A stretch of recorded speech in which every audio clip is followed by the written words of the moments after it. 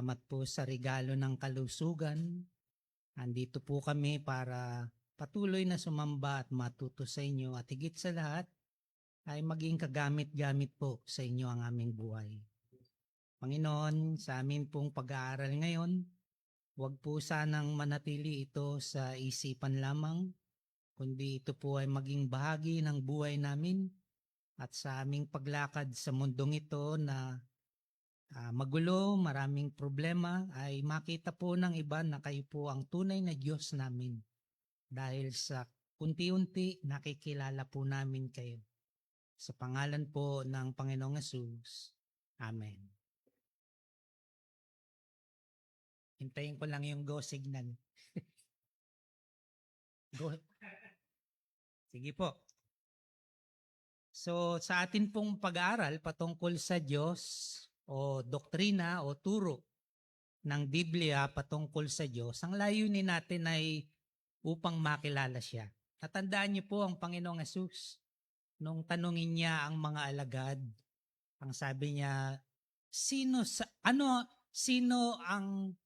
ang pagkakilala ng mga tao tungkol sa akin? 'Di ba? Ang sabi ng iba, kayo si John the Baptist. Kayo yung propeta.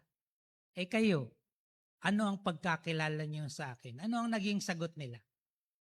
Lalo si Pedro. You are the Christ, the Son of the living God. At tapos ano ang acknowledgement ng Panginoong Hesus? Sinagot niya si Pedro at ang sabi niya, Opo.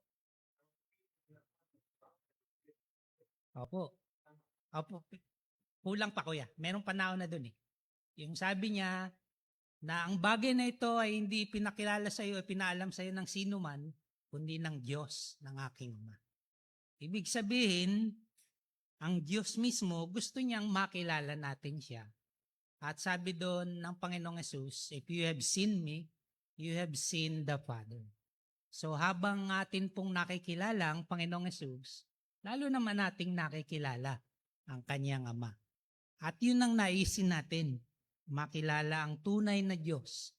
Lalo po sa panahon natin ngayon, marami pong darating ang araw, maraming magpapakilala na sila ay Diyos at sila ang Kristo. Pero ito bang mga katangian na ito ang nasa kanila? Nung nakaraan, nakita natin na ang Diyos ay nasa lahat ng dako, omnipresent. Higit sa lahat, nasa piling natin siya. Nasa sa atin siya. Kaya pag sinabi mong omnipresent, siya ay present sa atin, tumutulong sa atin, nagmamalasakit sa atin. Ngayon, isang katangian ang titignan natin yun nung tinatawag na omniscience o omniscience or wisdom ng Diyos, God's knowledge. Ibig lang sabihin, omniscience ay all-knowing. Alam niya ang lahat. Sa Genesis chapter 16, ay meron pong kasaysayan doon na naitala. Kasi po ang Panginoong Diyos nangako po kay Abraham na sa pamagitan niya, all the nations will be blessed. At yung asawa niya, si Sarah, manganganak. Kaya lang nainip po sila nainip silang mag-asawa. Kasi at that time, 98 o 99 na si Sarah, magwa 100 na si Abraham. Kuya Rudy, ilang taon na ako kayo? Si Ate Ups, ilang taon na po kayo? 87. Si Ate Ups ba pwede pang magkanak? Yung mga kabataan. Hindi na, di ba? Hindi na. So si Sarah, 99 years old, pinangakuan ng Diyos, manganganak pa. Tapos si Abraham, 100 years old. Pwede pa ba yun? Pwede pa ba? So nainip sila eh. Kaya ang ginawa nila ng paraan para magkaroon sila ng anak. Yung katulong, o hindi katulong, yung alalay, handmaid, alalay ni Sarah, ay kinausap ni Sarah at pinasiping niya kay Abraham na asawa niya. So wag mong gagawin yon sa akin, Carol, ha? Hindi, biro lang. Wala naman siya alalay, no? Oo. Si Roxanne baka. Ngayon, opo, Egyptian siya. Ang nangyari, nabuntis si Hagar. At nung mabuntis siya, siyempre tuwan-tuwa sila nung una kasi kinilala ni Abraham na anak. Si Ismael na anak ni Hagar, kay Abraham na anak na nila. Pero ano nangyari? Nagselos itong si Sarai kasi mas yung affection ngayon ni Abraham napupunta na doon sa anak niya at doon kay Hagar, no? Ano nangyari? Siyempre siya yung lehitimo na asawa at inaaway niya si Hagar. Umalis ngayon itong si Hagar. Umalis siya. At sa pag-alis niya, sinama niya si Ismael at sa kanilang paglalakbay, naubos yung dala-dala nilang pagkain. At napunta sila sa wilderness to the point na gutom na itong si Ismael, siguro mga 12 years old na siya noon, hindi matiis nung nanay. Kaya iniwan muna niya, humahagulgol siya. And then, alam nyo, Genesis 16, may anghel na nagpakita sa kanya. Ang tawag dito ay the angel of the Lord. At inutusan niya si Hagar na magbalik at magpasakop kay Sarai. Tingnan po natin, buksan ninyo, Genesis 16, 13 and 14. Tingnan natin kung nakasulat. Ay, hindi pa po. Ayan. Genesis 16, 13, 14. Sino pong gustong bumasa? Sige. Ayun, sa Bible niya mismo. Very good.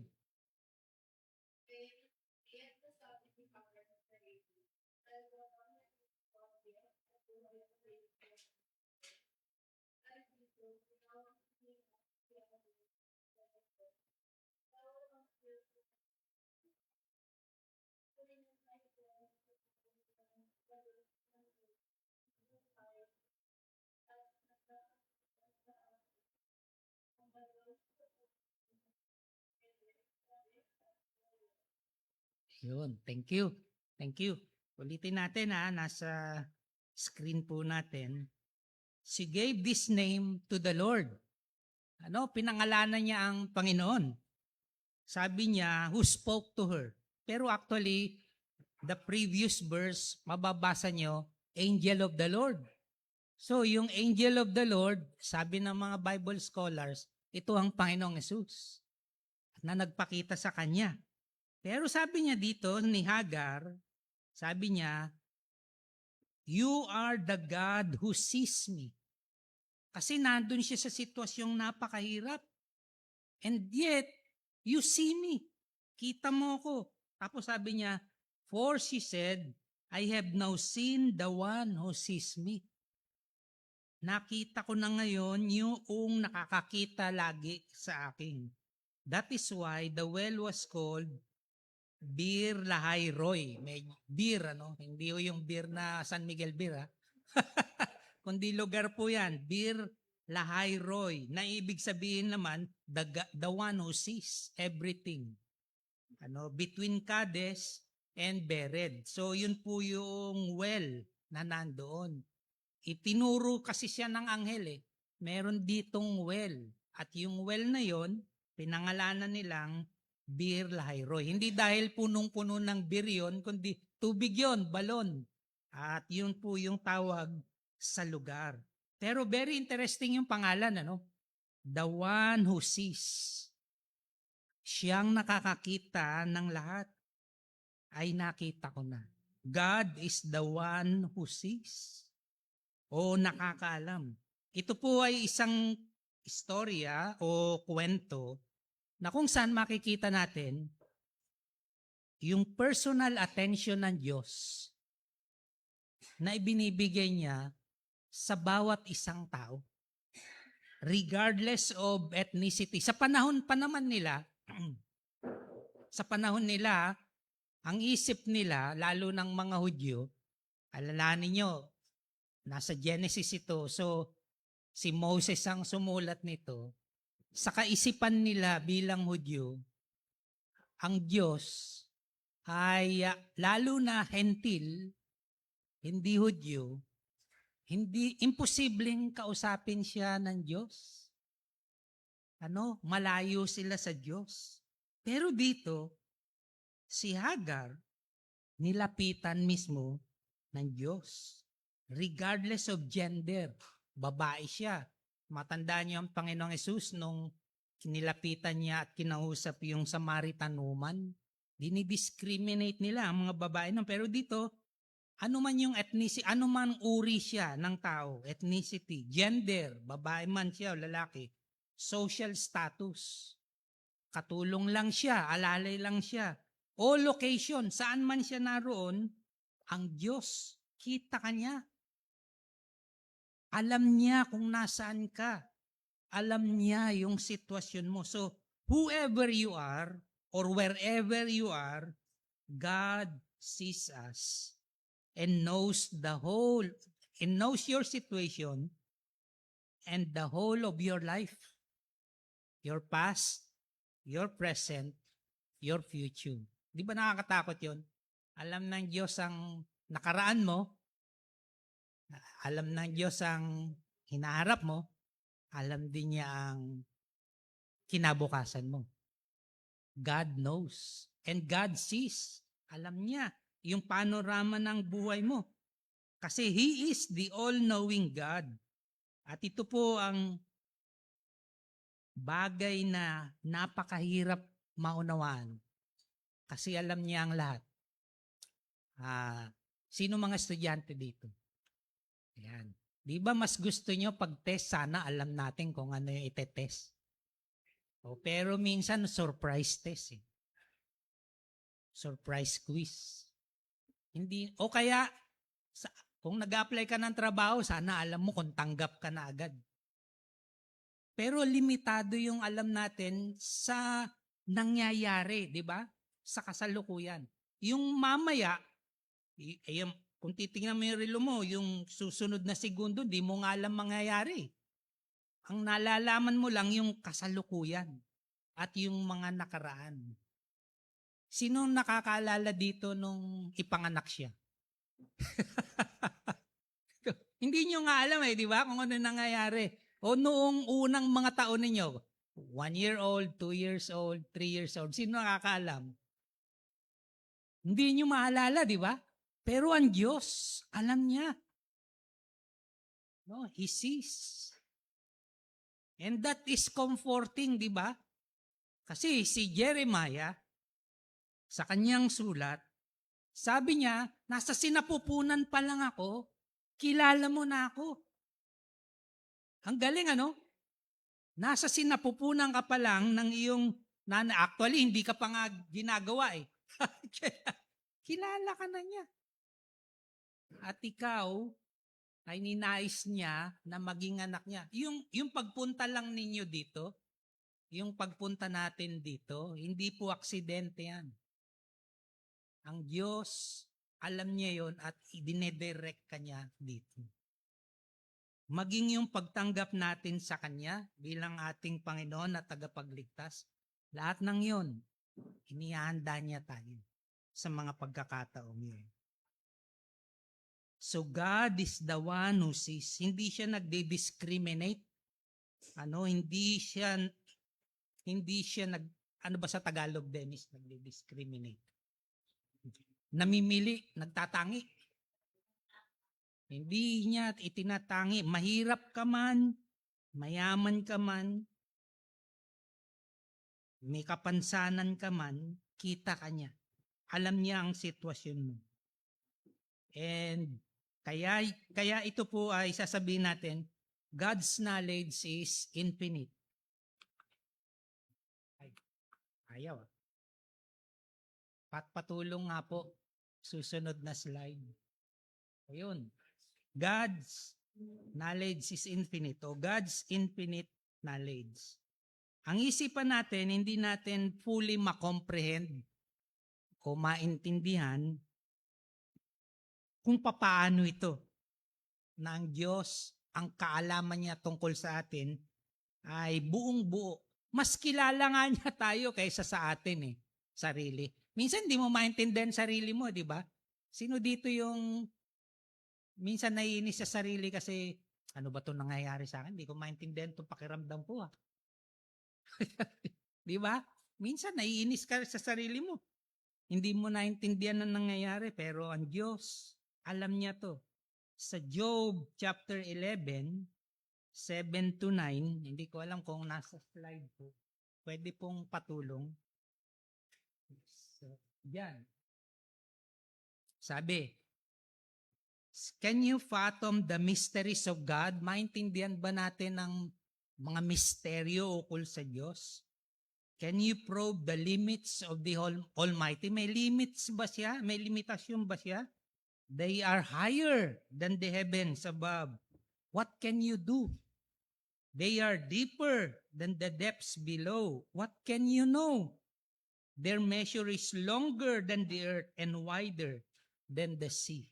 Grabe, no? Hindi natin lubos na maunawaan o makikilala ang Diyos. And yet, kahit na hindi natin lubos na maunawaan siya, may bahagi na ipinapaunawa niya sa atin at ipinapakilala niya sa atin at nais niyang malasap natin sa pamagitan ng kanyang salita. Kaya if you want to know God, you should read your Bible. Diba? You should meditate on the Word of God. Of course, minsan hindi pa rin perfect yung ating pag-unawa sa kanyang salita. Pero sa tulong ng banal na Espiritu, ipinapaunawa niya ito. God has a perfect knowledge. Ito yung susunod. God has a perfect knowledge. Hindi lang infinite, kundi perfect. Ibig sabihin, dalisay, walang weakness, walang kakulangan. Tayo, dahil nag-aral tayo sa eskwelahan, kahit na anong honor mo, summa cum laude ka man, hindi pa rin perfect ang knowledge mo doon sa subject mo na inaral mo. Pero ang Diyos, perfect. Kahit yung mga maliliit na detalye, alam niya. Tayo hindi natin alam. Kaya nga po, sa Job 36:4, patulong na lang po kung nandyan man sa slide. Job 36:4. Pwede pong pakibasa. Sige po.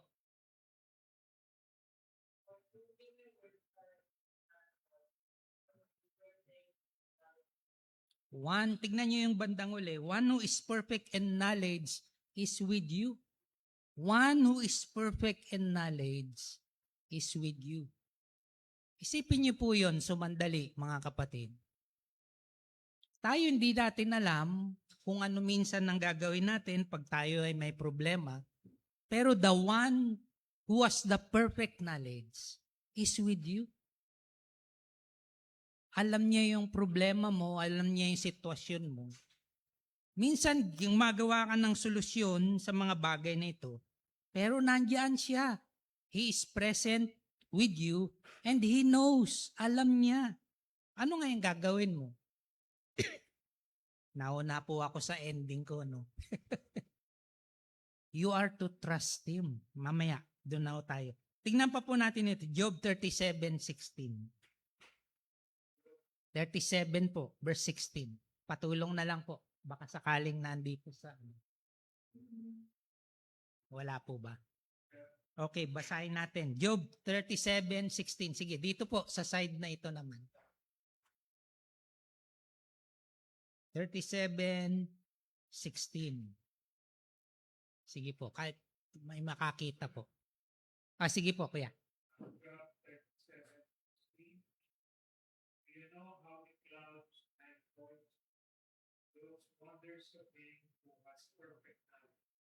Galing, sabi, who was perfect. Alam mo ba, yung paano nababalanse itong mga clouds? Yung mga ulap, nung bata ako, isip ko may tali yan eh. Yung bata ako.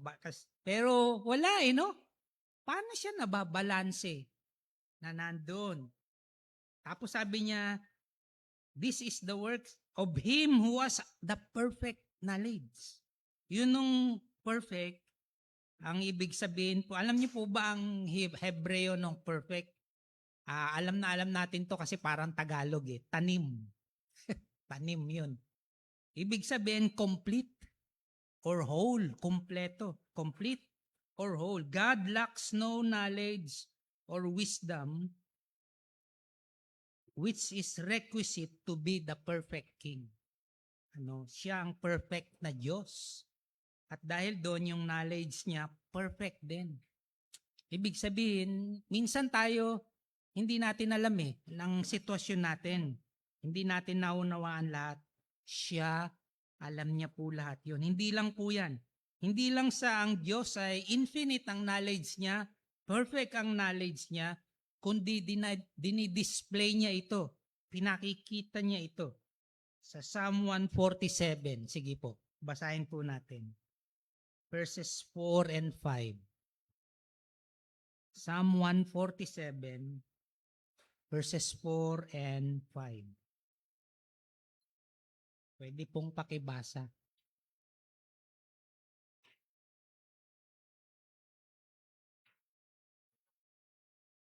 Sige, Sam, pakibasa. Andito na po. Sige.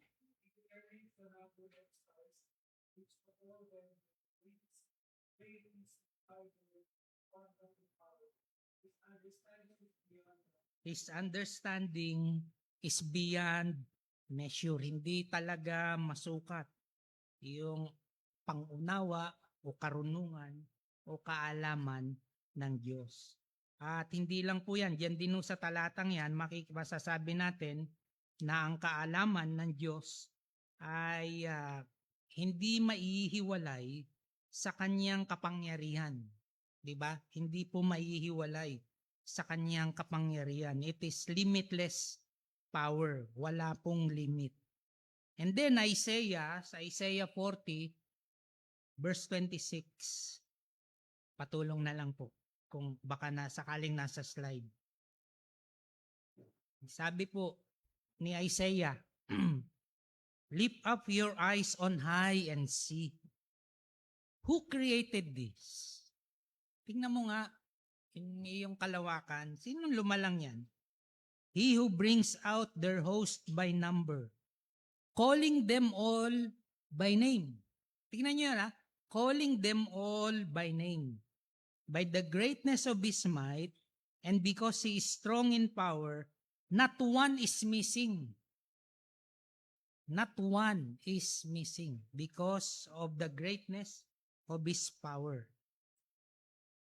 Ang Panginoon ang nagpangalan sa mga ito at siyang nagsusustain sa mga ito. Kaya sabi niya sa verse 28, have you not known? The Lord is the everlasting God, the creator of the ends of the earth. He does not faint or grow weary. His understanding is unsearchable. So, yun po ang ating Diyos. At sabi pa po ni Isaiah 55, 8-9. Ito po, alam natin ito marami pong nakaka-memorize nito pero review lang po ito. 8, siguro basahin natin hanggang verse 11.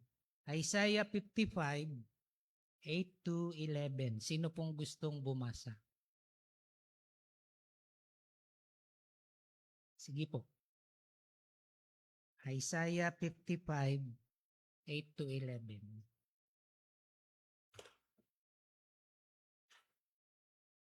Sige po.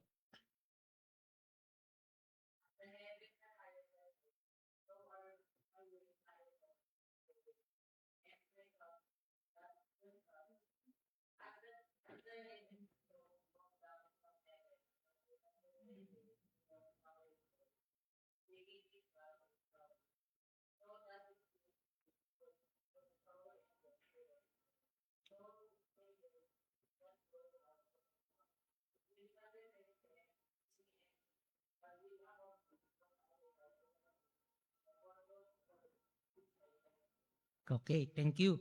Sabi niya, my thoughts are not your thoughts. My ways are not your ways. As high as the heavens above the earth, so are my ways higher than your ways. And my thoughts than your thoughts. So ang tanong, paano natin malalaman ang kaisipan ng Diyos? Sinabi na rin niya, di ba? Through my word. Through my word. So will my word be goes forth from my mouth. So through His word, we can know God's thoughts, God's will sa ating buhay. Gusto nating malaman, ano ba kalooban ng Diyos sa akin? Yung mga estudyante, ano ba ang kalooban ng Diyos na kukunin kong kurso? Wala, yun sa Bible. Hindi niya mapakita kung education o ano. Pero yung kaisipan, iga-guide ka niya sa kung ano yung tama. Ano? Hindi ka niya iga-guide para maging magnanakaw. Hindi ganon, ano? Ang Diyos. Bibigyan ka niya ng mga prinsipyo. Kaya, ang Diyos, alam niya ang lahat ng ito. Alam niya ang lahat ng sitwasyon natin. Alam niya ang pinagdaraanan natin. Kaya nga, Proverbs 3, 5 and 6. Dahil alam ko lahat yan, trust me. Sabi nga, trust in the Lord with all your heart. Lean not on your own understanding. Tapos sabi niya, in all your ways, sa lahat ng ginagawa mo, plano mo, submit to Him. He will make your paths straight. Kung mali yung plano mo, iaayos niya yan. He will make your paths straight. Kasi hindi mo nga alam lahat eh.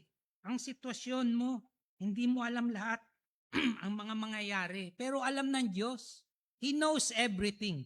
And He is a powerful God.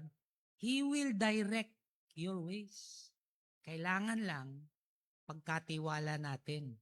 Ibig sabihin po, dapat po ang buhay natin, ibigay natin sa Diyos. Alam niya kung ano ang nararapat sa atin. He knows. Tayo hindi natin alam pero alam niya. May plano siya para sa atin. We are to trust Him. We are to give our life to Him. And we are to submit to Him. Panginoon, hindi ko po naintindihan ito. Pero, Panginoon, sinusuko ko po, ipinagkakatiwala ko po ang lahat ng ito sa inyo. Yun po ang nais ng Diyos sa atin. Yun po ang ating Diyos. Hindi po siya nagtatago sa atin, hindi siya nagsisikreto. Pinakita na nga niya sa kaniyang salita kung ano ang kalooban niya. Basahin po natin. At higit doon, ipagkatiwala natin ang ating sarili sa Kanya. Anuman ang problema natin, anuman dinadaanan natin, anuman mga plano natin, ipagkatiwala po natin yun sa Diyos. Baka may tanong po kayo. May konting oras pa po. Andiyan naman si Kuya Dennis, saka si Kuya Mark, saka si Kuya Ruby. Kasi Sam, pwede. So yun nung pinag-aaralan natin na doktrina na ang Diyos, alam niya ang lahat. Kung napansin nyo, pati yung mga nakaraan, hindi ko finokus sa technical kundi yung kanyang aplikasyon sa atin. Na o nga, ang Diyos, napakataas. And yet, bumababa sa atin. Hindi nyo ba nararamdaman nyo na, nga, alam niya ang lahat. Alam niya yung bukas, alam niya yung mamaya.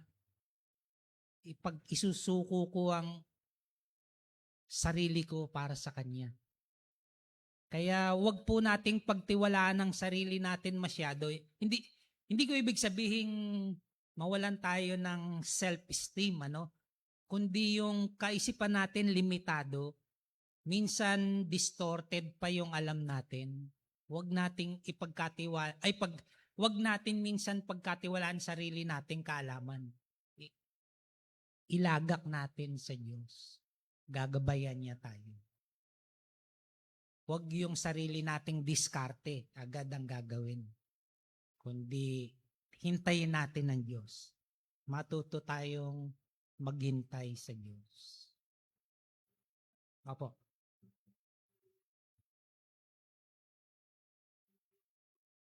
Yes. Yes. Opo.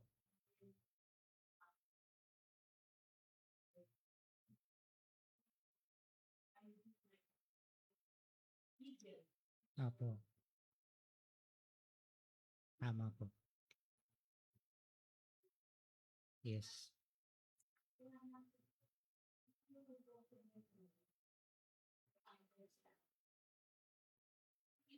Yes, opo. Tama po. Kaya kung babalikan ko yung unang pangyayari kay Abraham sa kay Sarai, alam nila ang kalooban ng Diyos. Nireveal na ng Diyos sa kanila. Nangako ang Diyos sa kanila. Kaya lang, Panginoon, 99 na ako. Siguro sabi yun ni Sarai, 100 na ako, sabi siguro ni Abraham. Tinulungan nila ang Diyos. Ano ngayon ang nangyari? Nagkaroon sila ng problema sa pamilya. Hanggang ngayon, pati tayo, may problema dahil sa pangyayaring yung kay Abraham. Kasi yung mga Arab nations ay ano po yan ang ancestor nila si Ismael. At ngayon, hanggang ngayon, may labanan, di ba? Bakit po ganon? Bunga po yun nung pagtulong nila sa kalooban ng Diyos. Kaya pag sinabi ng Diyos ganito, tapos ipinagkatiwala na natin, hintayin natin, matuto tayong maghintay, huwag tayong magmadali. Kasi pag dumiskarte ka at hindi yun ang nais ng Diyos, baka malihis ka. At ang consequence nun, pati sa mga anak mo o sa iba, damay yun Damay yung iba. So, sabi ni Hagar, now I saw the one who sees me. Siguro magandang isipin natin. Ang Diyos, kita niya ikaw, kita niya ang iyong mga nararanasan, at alam niya ang kinabukasan, alam niya ang lahat. Malawak ang kanyang kaalaman at perfect ang knowledge niya. Ipagkatiwala natin sarili natin. Huwag tayong mauna, huwag din tayong mahuli. Kasi kung nandiyan na, sunggaban na natin, gawin na natin. Di ba? Huwag tayong mahuhuli. Huwag din tayong mauna. Kundi kung ano yung nais ng Diyos, sumabay tayo. Huwag tayong lumihis sa kanan o sa kaliwa. Kundi kung ano ang sinasabi niya sa ating buhay. Lalo sa mga kabataan, merong bubulong diyan sa iyo. Ang mundo. At sa kanan meron, sa kaliwa meron din Di ba? Pero ano ba ang sabi ng Panginoon? Tama ba yan? Ay, hindi tama yan. Hindi tama yan. So yung mga bumubulong-bulong sa iyo, i-rebuke mo na. Kundi tanggapin mo, ipinalangin mo, angkinin mo ang sinasabi ng Diyos sa iyo. Sabi nga, trust in the Lord with all your heart and lean not on your own understanding. Yung lean not on your own understanding, ibig sabihin, huwag mong pagtiwalaan yung iyong kaalaman. In all your ways, acknowledge Him or submit to Him, and He will make your paths straight. Iaayos niya yung daan mo, yung buhay mo, yung lalakaran mo. Okay po. So wala po tayong, may tanong o dagdag? Okay. Sige po.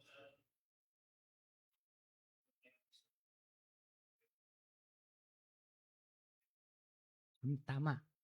Di ba yun ang sa pangako rin niya? If any of you lacks wisdom, let him ask of God. Sa James, di ba? Hindi mo alam yung pangyayari. Humiling ka sa iyo. Kasi alam niya At ibibigay rin niya. Meron pa po.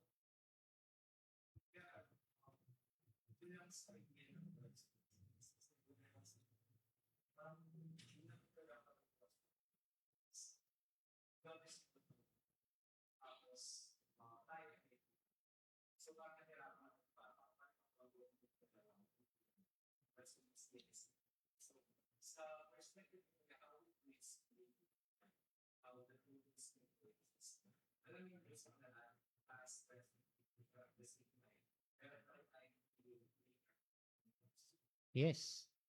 Kaya nga, ang sabi, parang kung sa bata, ang bata nga madaling magtiwala sa tatay, sa nanay, di ba? Ano man ang sabihin ni tatay o ni nanay, pinaniniwalaan niya eh. Ganon din. Pwede nating iano yun sa Diyos. Mas alam ni tatay kung ano ang tama, kung ano ang mali.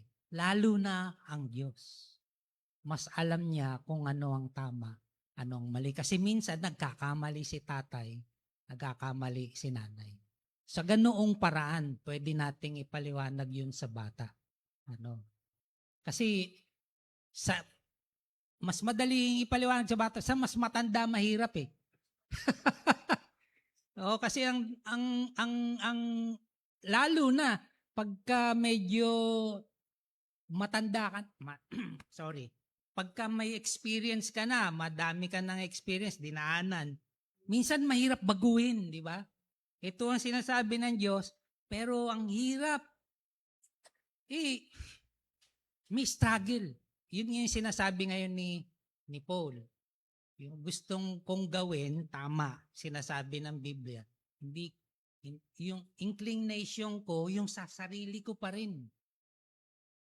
Kaya papasok ngayon tong Proverbs 3, trust in the Lord with all your heart. Hindi yung sarili ko, kundi ang Panginoon. He knows best. Ate, sige po.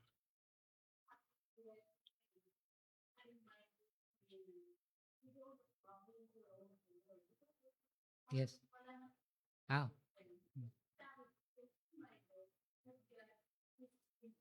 Yes. Yes. Yes. Yes. Tama po. Yes. At sa katunayan, he gave a glimpse of the future. Sa Bible, yung mga nangyayari ngayon, actually, nagbigay siya ng glimpse ng mga hint, mangyayari yan. Mga gera, mangyayari yan. Tagutom, mga kalamidad, mangyayari yan, pero hindi pa yan. Yun ang mas matindi dun eh, hindi pa yan. Ibig sabihin, may mas mangyayari pa. And yet, ang comfort sa atin bilang mananampalataya, huwag kang mag-alala. Alam ko naman yan eh. Mangyayari yan. Magtiwala ka lang sa akin. Parang nung bata ako, nung kinder ako, hindi ko alam yung mangyayari sa kinder, kabado ako. Pero yung kasama ko ang tatay ko, inahatid niya ako, hawak ko kamay niya, kampante ko. Kaya lang nung iwan ako, umiyak na ako eh. Pero ang Diyos, hindi niya tayo iiwan eh. Yun ang pinangako niya. Diba? Andun yung kaba. First time mo eh. First time kang mag-high school, first time kang magka-college, first time kang magtatrabaho, andun yung mga kaba eh. O first time kang mag-aasawa. Sino dito ang second time na nag-asawa? O first time na magkaroon ng anak, andun yung mga kaba, di ba? First time magkasakit ng matindi, andun yung kaba. Pero ang Diyos nandyan. Minsan, wala pang bibisita sa iyo eh. Pero ang Diyos nandyan. At alam niya, yun kay Hagar. Umiiyak na si Hagar matindi. Nagugutom yung anak niya. Anong gagawin niya ngayon? Hindi niya alam eh. Wala nang, parang nandun na siya sa point na wala na akong pag-asa. And yet, biglang kinausap siya ng Diyos. Nagbigay ang comfort ng Diyos. Kaya, ang kailangan lang mga kapatid, alamin natin ang Biblia natin. Basahin natin ang Biblia natin. At pagkatiwalaan natin ang Diyos. Kung ano yung sinabi niya, mahirap man minsan, totoo, tanggapin natin. Panginoon, hindi ko maintindihan ito pero dahil alam mo kung ano yung mangyayari, ikaw ang Diyos na makapangyarihan sa lahat, I submit to you. Magtitiwala ako sa iyo. Oo, mag-memorize tayo ng mga talata.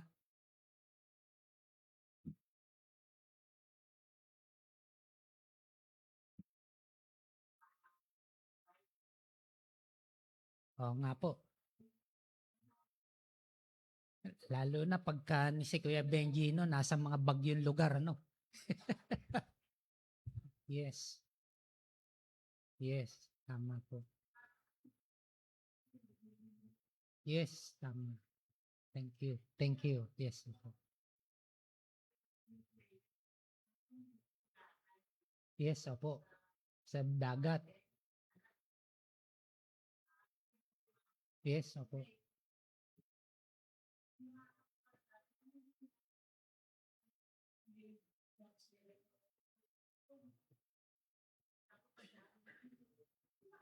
Ginabayan po, no?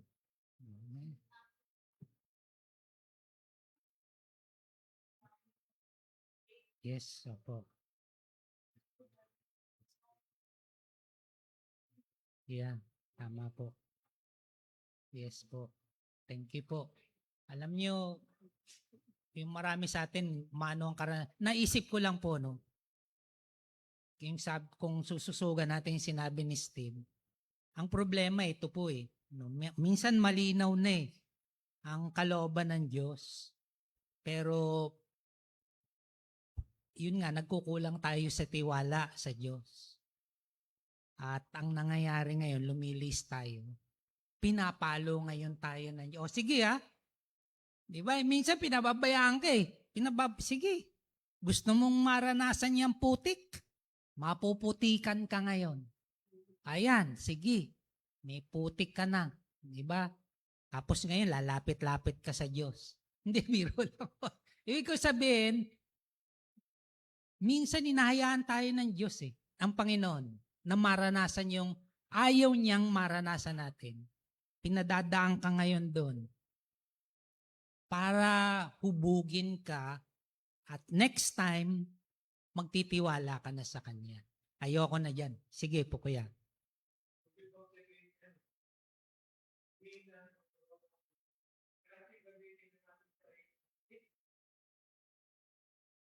Magandang tanong yan. Ano po ang ibig sabihin? Ano palagay nyo?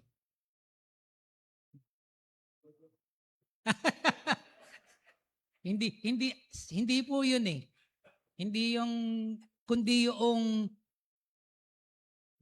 binigyan tayo ng Diyos ng isip, para gamitin. And yet, hindi niya ibig sabihin na yun na yung final authority sa lahat ng bagay. Kundi ang kanya ring salita. Yeah. Lalo na po una, dun sa mga bagay patungkol po sa eternal na bagay. Hindi natin lubos maunawaan yun, pero siya, ipinaunawa niya yun sa atin. Diba? Yung mga big questions in life. Katulad po nila Job, nila David, pati po ni Paul hindi niya maintindihan lahat. Nagkasakit siya. Nanalangin siya. Ilang beses niyang dinalangin, Panginoon, alisin mo to. Hindi inalis ng Diyos eh. Hindi inalis ng Diyos. Ang sagot ng Diyos sa kanya, my grace is sufficient for you. Bandang huli, sabi niya? Dahil doon, in my weakness, I will rejoice. Nag-submit siya. Parang ang hirap, in my weakness, I will rejoice. Parang ganito.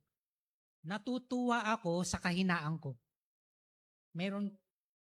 Pwede ba natin gawin yon? Matuwa ka sa kahinaan mo.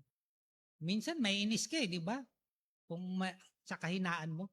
Pero yun nasabi ni Paul, magre-rejoice siya ngayon. Kasi bakit? Kasi ang Panginoon, napapapurihan dahil dun sa weakness ko. Because when I am weak, then I am strong. Paano nangyari yon? Kasi in my weakness, ang Diyos ginagamit niya ako dun. In my weakness.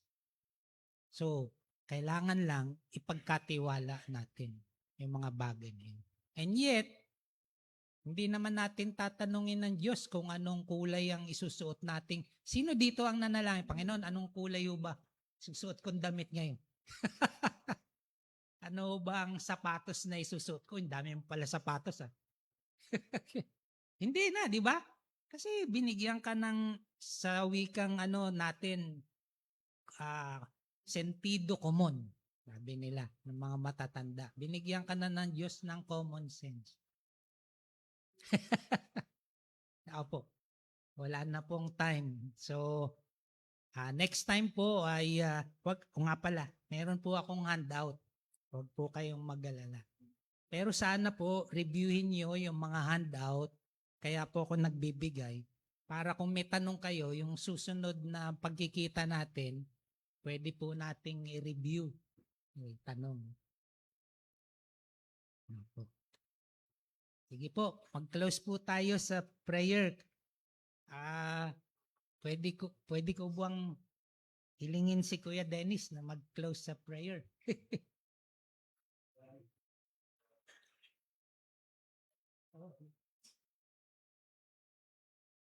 Nalangin po tayo. Salamat, Panginoon, sa aming natutuhan sa araw na ito at salamat po sa pagpapahayag ninyo ng isang katotohanan patungkol sa kung sino kayo.